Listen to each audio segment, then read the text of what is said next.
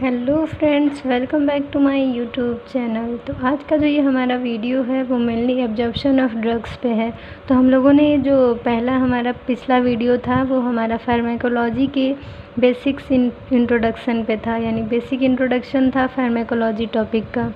तो हम लोग इस वीडियो में मेनली अब सेकंड चैप्टर में आए हैं। तो सेकंड चैप्टर में हमारा है एब्जॉर्प्शन ऑफ ड्रग्स, यानी ये किसका पार्ट है? तो फार्माकोकाइनेटिक्स का बहुत ही इम्पॉर्टेंट और पहला स्टेप है।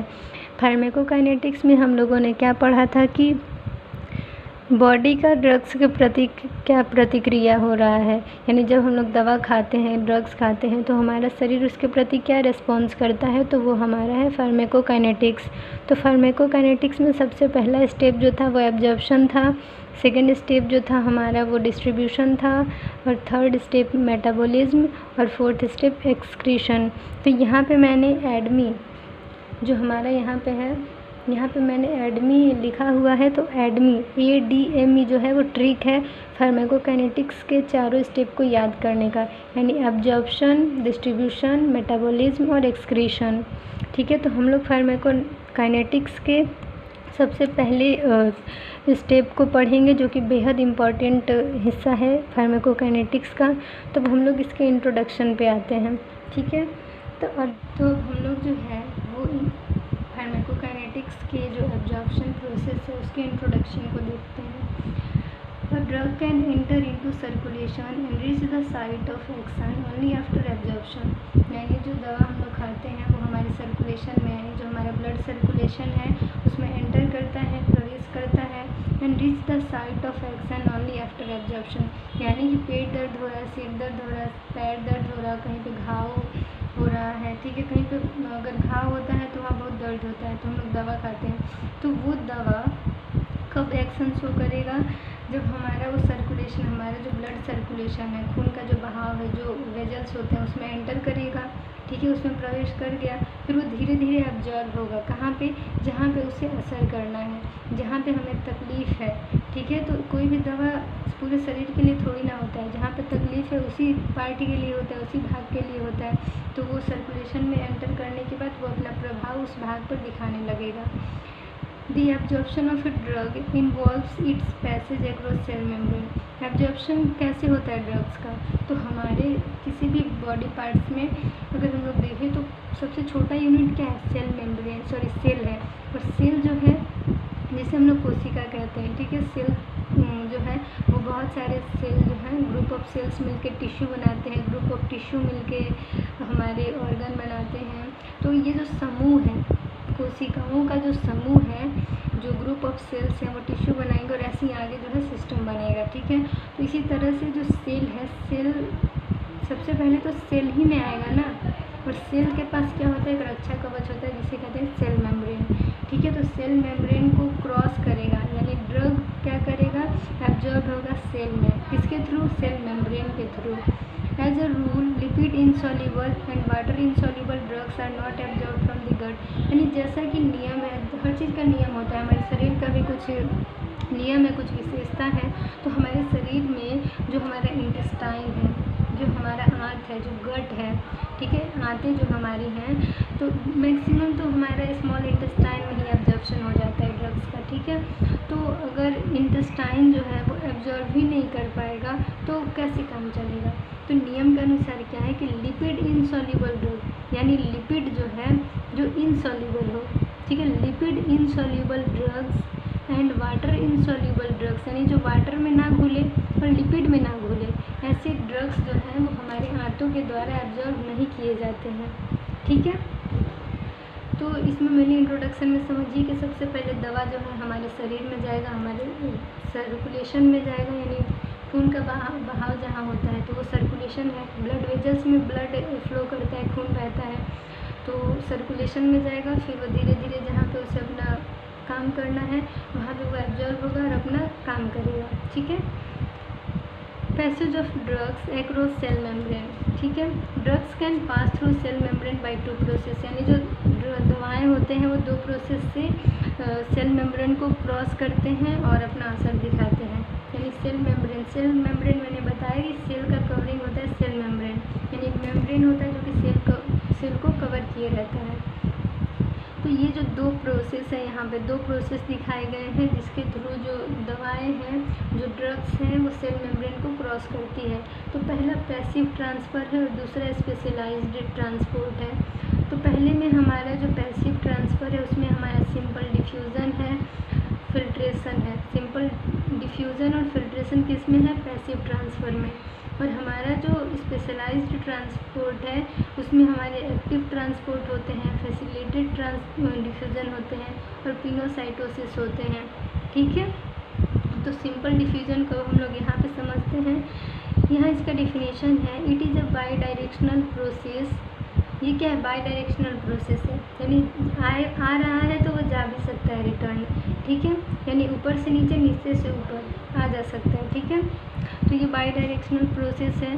Polar water soluble and non polar lipid soluble substances can be transported by this process. इतना इसमें गिटिम गिट नहीं समझना है, आसानी से समझिए कि हमारे लीवर में, यकृत में, हमारे आंतों में, हमारे किडनी में जिस तरह से जो भी वेस्ट मटेरियल है, जो भी हमारे यूजफुल मटेरियल आते जाते हैं, तो वो हमारा जो प्रोसेस है वो मेनली सिंपल डिफ्यूज़न है।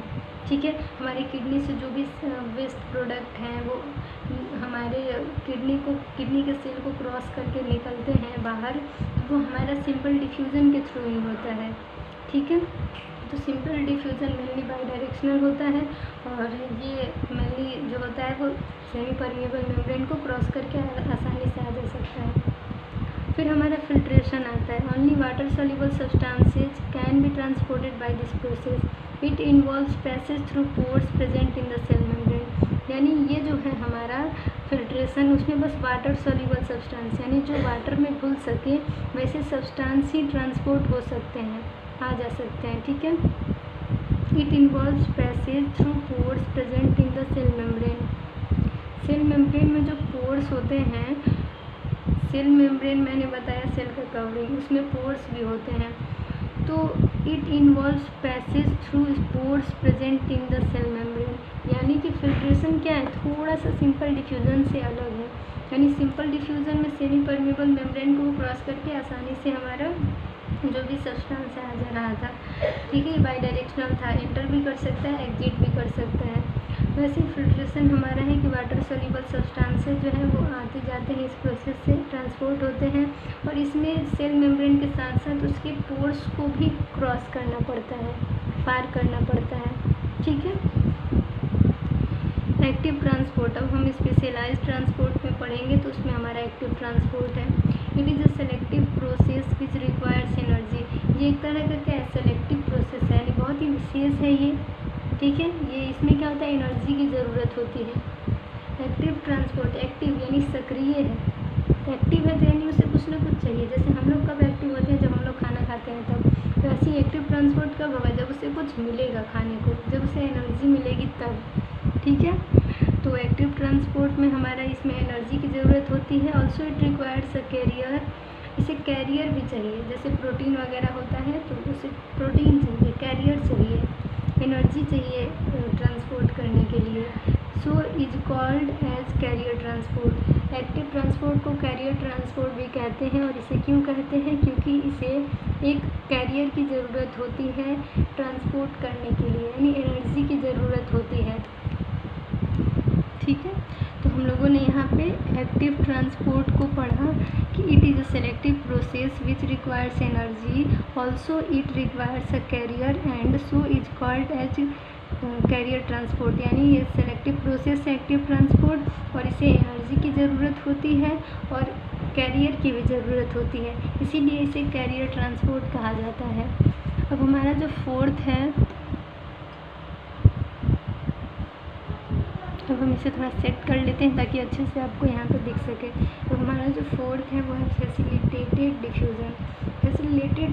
फैसिलिटेटेड डिफ्यूज़न जो हमारा है वो कैरियर ट्रांसपोर्ट की तरह ही है, लेकिन इसमें एनर्जी की ज़रूरत नहीं होती है। इसमें बस एक कैरियर की ज़रूरत होती है। ठीक है, इसमें एनर्जी की ज़रूरत नहीं होती है। तो हमारा जो नेक्स्ट है वो है पिनोसाइटोसिस। पिनोसाइटोसिस में क्या होता है कि proteins and macromolecules are transported by this process. यानी जो प्रोटीन होते हैं, जो मैक्रोमॉलिक्यूल्स होते हैं, ठीक है, वो सब देखिए माइक्रोमॉलिक्यूल्स और मैक्रोमॉलिक्यूल्स मॉलिक्यूल्स होते हैं, ठीक है। मॉलिक्यूल दो तरह के होते हैं, मैक्रो और माइक्रो, ठीक है। तो जो प्रोटीन्स हैं, मैक्रो मॉलिक्यूल्स हैं, वो सब किससे ट्रांसपोर्ट होंगे, तो पिनोसाइटोसिस प्रोसेस से। ये एक स्पेशलाइज्ड ट्रांसपोर्ट है। ये जो है it is similar to phagocytosis where cells engulf fluids और मैक्रोमोलिक्यूल्स फ्रॉम द सराउंडिंग। यानी ये फेगोसाइटोसिस की तरह होता है। फेगोसाइटोसिस क्या करता है कि जो जहाँ पे उसे कुछ खाना मिलेगा, फ्लूइड मिलेगा या फूड मिलेगा, कुछ भी फ्लूइड्स मिलेंगे तो वो उसे इनगल्फ कर लेगा, यानी निगल जाएगा। सेल जो है वो निगल जाता है फ्लूइड को, यानी ले लेता है, ठीक है। तो ये हमारा फेगोसाइटोसिस है। फेगोसाइटोसिस की तरह ही पिनोसाइटोसिस है, ठीक है। फैक्टर्स मॉडिफाइंग ड्रग एब्जॉर्प्शन, यानी कि ड्रग के एब्जॉर्प्शन को कौन कौन से जो कारक हैं, फैक्टर्स हैं, वो प्रभावित करेंगे या फिर उसे इंक्रीज कर देंगे या डिक्रीज कर देंगे। तो the absorption of a drug can be influenced by the following factors, यानी बहुत सारे यहाँ पे कारण हैं, बहुत सारे फैक्टर्स हैं जो कि जो दवाइयाँ हैं उनके एब्जॉर्प्शन को, उनके अवशोषण को क्या प्रभावित कर देंगे।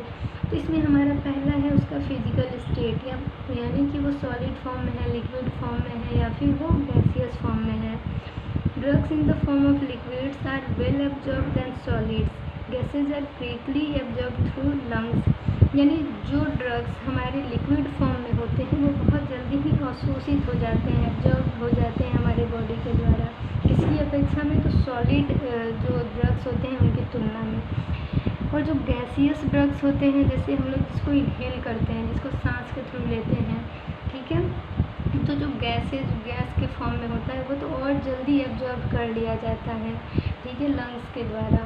तो यहाँ हम लोगों ने पहला फैक्टर पढ़ा।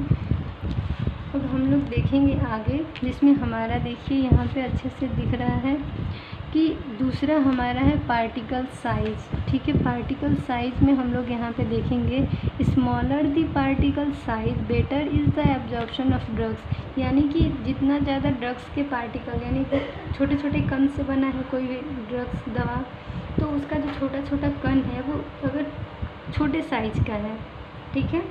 स्मॉलर द पार्टिकल साइज, यानी जो वो पार्टिकल से बना है, जिस कण से बना है, अगर वो छोटा होगा, छोटे साइज में होगा तो एब्जॉर्प्शन बहुत ही अच्छा होगा, जल्दी होगा। If the particle size is large the drug is slowly absorbed and hence the action is delayed, यानी उस पार्टिकल का यानी कण का साइज बड़ा होगा तो वो जल्दी एब्जॉर्ब नहीं हो पाएगा, और फिर जो उसका जो एक्शन है यानी जो प्रभाव है वो भी देर से आएगा हमारे शरीर पर।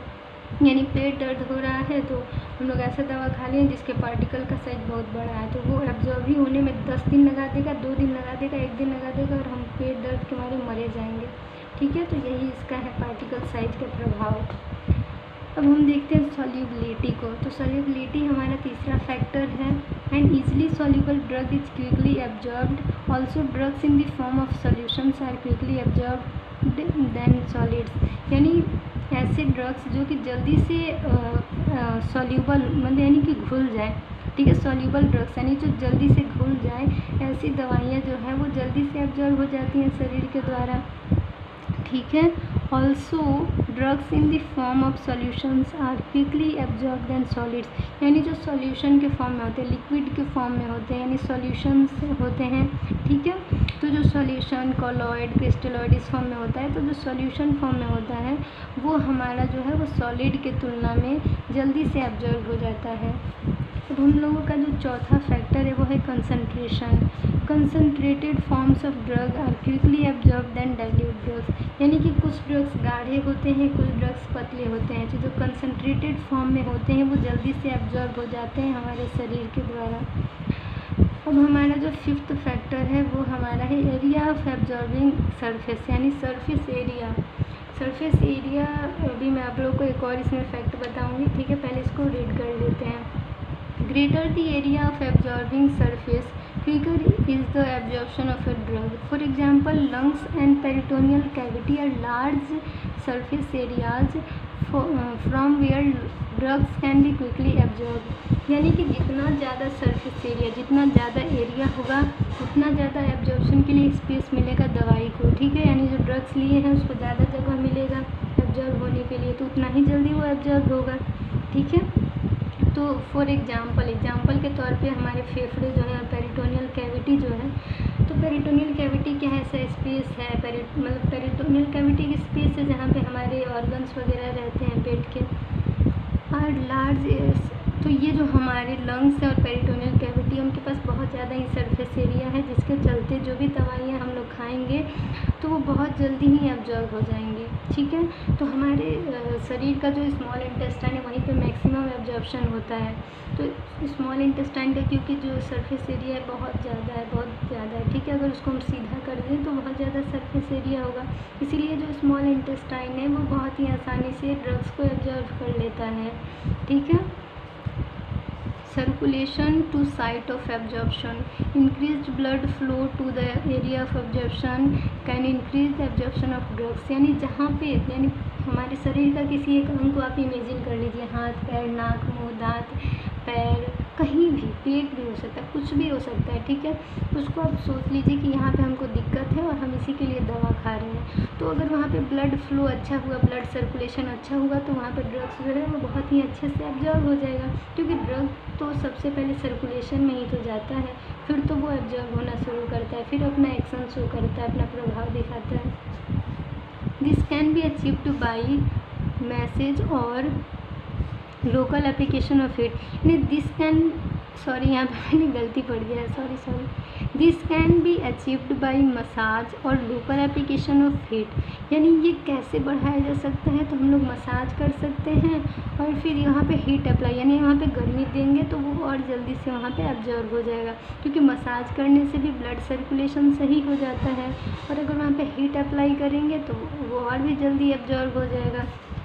वेसोकॉन्स्ट्रिक्टर्स decrease blood flow and so decrease absorption of drugs, यानी वेसोकॉन्स्ट्रिक्टर्स क्या होते हैं, जो कि हमारे वेजल्स, यानी वेजल क्या होते हैं जहाँ से ब्लड फ्लो करता है। तो हम लोग क्या इमेजिन करिए कि कोई पाइप है, उसको अगर हम लोग दबा के पतला कर दिए तो वहाँ से पानी तो कम ही फ्लो करेगा ना, वैसे ही हमारे वेजल्स होते हैं। वेजल का अगर साइज कम कर दिए कोई दवा देके, या फिर कैसे भी उसका साइज कम हो जाता है, तो ब्लड फ्लो कम होगा, और ब्लड फ्लो कम होगा तो ड्रग्स का जो दवा हम लोग खाएं उसका एब्जॉर्प्शन भी कम होगा और शोषण भी कम होगा।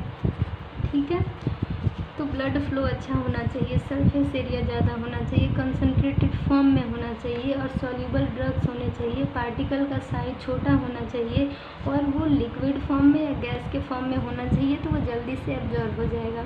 ठीक है, तो अब हम लोग देखते हैं नेक्स्ट जो हमारा है वो है रूट ऑफ ड्रग एडमिनिस्ट्रेशन, यानी अब हम लोग देखेंगे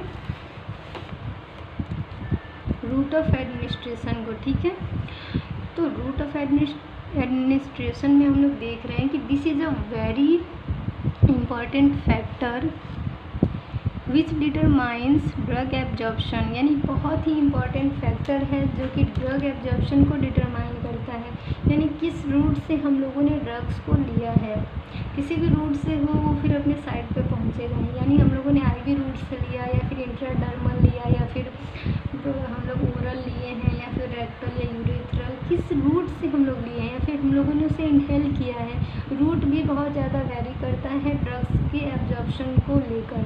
ठीक है, ड्रग्स का एब्जॉर्प्शन के लिए रूट बहुत ज़रूरी है। हम लोगों ने इनहेल किया तो लंग्स जल्दी से एब्जॉर्ब कर लेगा क्योंकि वो गैसियस फॉर्म में है। हम लोगों ने कोई सिरप पिया है तो वो अगर हमारे जाता है इसोफेगस के थ्रू तो वो थोड़ा टाइम लेगा अपना एक्शन दिखाने में, और कोई हम लोग टैबलेट लेते हैं तो वो तो उस लिक्विड जो हमारा लिक्विड फॉर्म में सिरप है उससे भी ज़्यादा टाइम लेगा। ठीक है, तो यही रूट बहुत ज़्यादा ही वेरी करता है, इसमें इम्पॉर्टेंट फैक्टर है हमारा रूट ऑफ ड्रग एडमिनिस्ट्रेशन, यानी रूट ऑफ एडमिनिस्ट्रेशन, किस रूट से हम लोग दवा को ले रहे हैं।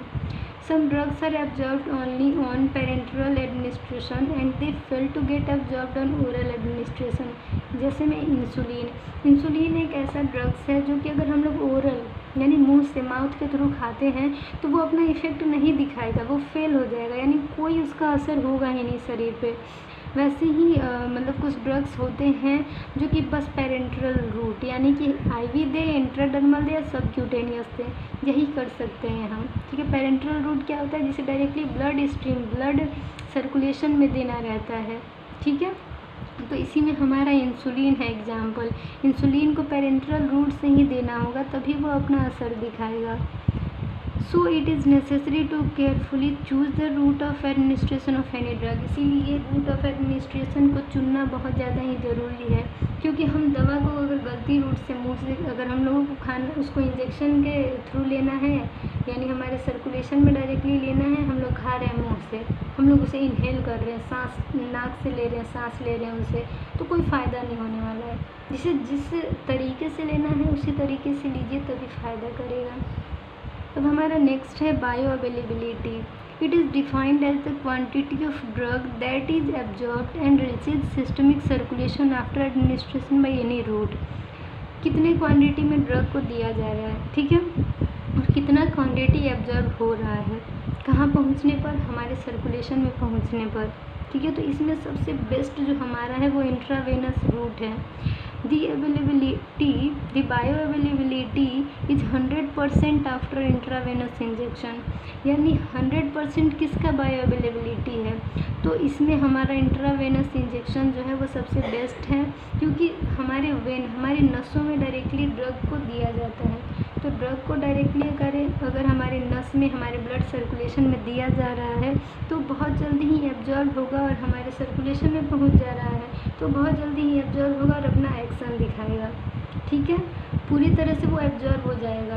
अगर हम लोग मुंह से खाते हैं तो हमारा वो बाईपास इफेक्ट शो करना पड़ेगा, उसे बाईपास इफेक्ट से पास होना पड़ेगा, यानी लीवर और हमारा जो पेट है उसे वो बहुत ही एब्जॉर्ब कर लेगा, या फिर उसका जो क्षमता है, उसका जो एफिकेसी वो कम कर देगा, ठीक है।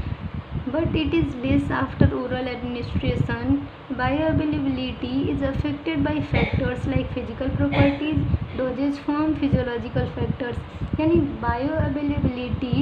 जो बायोअवेलेबिलिटी है वो हमारा कब कम हो जाता है, जब हम उसे ओरल एडमिनिस्ट्रेशन के थ्रू लेते हैं, यानी मुंह से लेते हैं तब कम हो जाता है, क्योंकि उसे बाईपास इफेक्ट से गुजरना पड़ता है।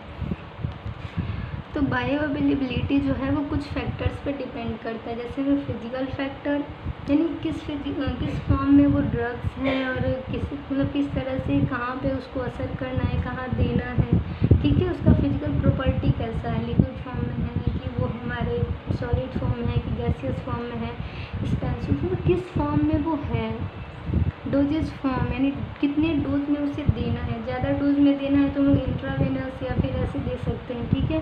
और अगर कम डोज में देना है, मान के चलिए किसी का एक्सीडेंट हो गया, किसी का हो नहीं, लेकिन जस्ट एन एग्जाम्पल कि किसी का एक्सीडेंट हो गया और उसे बहुत ज़्यादा ही इमरजेंसी कंडीशन है, तो उसे हम लोग मुँह से दवा दे सकते हैं, नहीं ना, और वो असर भी नहीं करेगा, वो बेहोश रहेगा, कैसे दे देंगे। तो उसमें हमारा इंट्रावेनस यानी आईवी रूट के थ्रू ही हम लोग देते हैं, डायरेक्ट नसों में फ्लूइड चढ़ाएंगे, दवा देंगे उसी फ्लूइड बॉटल में, तभी तो वो ठीक होगा इंसान। फिजियोलॉजिकल फैक्टर्स, और हमारा थर्ड है फिजियोलॉजिकल फैक्टर्स, ठीक है। तो ये सारे जो प्रॉपर्टीज़ हैं, physical property, dosage forms, physiological factors, ये सब बायो अवेलेबिलिटी को जो है वो अफेक्ट करते हैं, ठीक है। तो इस तरह से ये जो हमारा एब्जॉर्प्शन ऑफ ड्रग्स था उसमें मेनली हम लोगों को जानना ये है कि किस के थ्रू हमारा जो है वो किस प्रोसेस से हमारा ड्रग पास होता है हमारे शरीर में, हमारे सेल मेम्ब्रेन के थ्रू, और कौन कौन से फैक्टर्स हैं जो कि एब्जॉर्प्शन को प्रभावित करते हैं। तो उसमें उसका फिजिकल स्टेट याद रखिए, और ड्रग का साइज़ कैसा होना चाहिए, वो सॉल्यूबल होना चाहिए कि नहीं, या फिर वो अनसॉल्यूबल होना चाहिए, उसका कंसंट्रेशन कैसा होना चाहिए, सरफेस एरिया कितना होना चाहिए, और किस रूट से देना चाहिए, उसका बायो अवेलेबिलिटी कैसा होना चाहिए, मतलब सब कुछ देखना है आपको, ठीक है। तो यहाँ पे मैं फिगर के थ्रू आपको दिखा देती हूँ कि देखिए, आपको दिख रहा है फिगर, ठीक है। देखिए, तो ये जो हमारा स्मॉल इंटेस्टाइन है, देखिए ये स्मॉल इंटेस्टाइन है, ये हमारा, अगर इसको हम सीधा करें तो इसका सरफेस एरिया कैसा हो जाएगा, एकदम ऐसे स्ट्रेट, देखिए मतलब बहुत ऐसे एकदम स्ट्रेट हो जाएगा, ठीक है। तो इसका सरफेस एरिया तो बढ़ जाएगा ना, क्योंकि इस फॉर्म में है, ठीक है, इस फॉर्म में है ये हमारा, ठीक है। तो अगर इसको हम लोग स्ट्रेट करेंगे तो इसका सरफेस एरिया ऐसे बढ़ जाएगा, तो यहाँ पे एब्जॉर्प्शन होगा अच्छे से, ठीक है, क्योंकि सरफेस एरिया जितना होगा उतना ही ड्रग्स के पार्टिकल को स्पेस मिल जाएगा एब्जॉर्ब होने के लिए, ठीक है। यही हमारा एग्जाम्पल था हमारे सरफेस एरिया के तौर पे कि सर जो हमारे स्मॉल इंटेस्टाइन है उसका सरफेस एरिया ज़्यादा है, तो वो अच्छे से एब्जॉर्ब हो जाएगा। फिर है कि एक और फैक्टर होता है कि हमारा जो दवा है वो अगर ओरली ले रहे हैं, ओरल एडमिनिस्ट्रेशन से ले रहे हैं, तो वो उसको यहाँ पे हम लोग खाएं दवा को माउथ के थ्रू, यहाँ वाइंड पाइप से जो खाने की नली है वहाँ से हमारे पेट में आया, तो पेट से कब वो इंटेस्टाइन में आ रहा है, ये टाइम भी बहुत ही महत्वपूर्ण रोल प्ले करता है उसके एब्जॉर्प्शन को लेकर। यानी कब ये पेट इम्पटी हो रहा है, यानी कब खाली कर रहा है दवा को और भेज रहा है स्मॉल इंटेस्टाइन में। अगर ये यहीं पे रखे रहेगा, यहाँ जाएगा ही नहीं, तब वो कैसे अपना एक्शन शो करेगा, जो दवा हम लोग खाए हैं वो कैसे अपना एक्शन शो करेगा। तो ये भी फैक्टर डिपेंड करता है कि पेट कब आगे पास कर रहा है दवा को, कितना टाइम ले रहा है। ठीक है, तो ये सभी कुछ फैक्टर्स हैं, कुछ प्रोसेसेस हैं ड्रग्स के एब्जॉर्प्शन के। ठीक है, तो इस तरह से ये जो हमारा फार्माकोकाइनेटिक्स का सबसे पहला जो स्टेप था, बहुत ही इम्पोर्टेंट स्टेप था एब्जॉर्प्शन, वो मैंने लगभग डिस्कशन कर लिया है। आई होप ये वीडियो आप लोगों के लिए और ये चैप्टर आप लोगों के लिए हेल्पफुल होगा। तो ऐसे ही मिलते हैं हम लोग नेक्स्ट वीडियो में। Thank you for watching my video, thank you. अगर आप लोगों को कुछ भी कन्फ्यूज़न हो तो कमेंट सेक्शन में कमेंट करिए और ऐसे ही सपोर्ट करते रहिए। थैंक